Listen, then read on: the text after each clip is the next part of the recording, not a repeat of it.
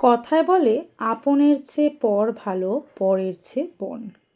আসলেই কিন্তু এ কথা একদম সত্যি। নিজের লোকের জন্য যতই ভালো কাজ করো না কেন, তারা কিন্তু সেটাকে টেকেন ফর গ্র্যান্টেড করেই নেয়।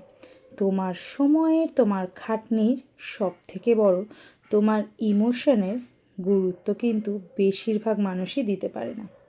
তাই জন্য নিজের লোকের থেকে বেশি পরের লোকের জন্য ভাবো। পরের লোক না তাহলেও তোমাকে গুরুত্ব দেবে, তোমার ইমোশনের গুরুত্ব দেবে। যাই হোক, এ তো গেল জীবনের কথা।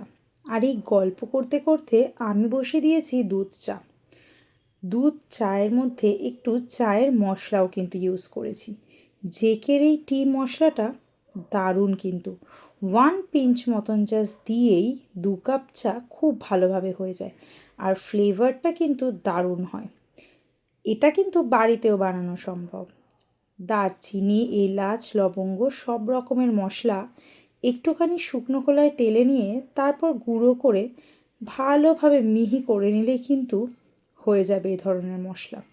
বাড়িতেও বানানো যায় বটেই, কিন্তু ওই একটু কষ্ট লাঘব করা। আর সকালবেলা বড় 1 কাপ দুধ চা, আর তার সাথে আরও কী কী আইটেম নিয়েছি, হ্যাঁ, সবটাই দেখাবো। 1 কাপ দুধ চা পেলে কিন্তু মনটা একদম ভরে যায় সকাল সকাল। এই মরিসের ব্রেডটা কিনেছিলাম, লাচ্ছা ব্রেড।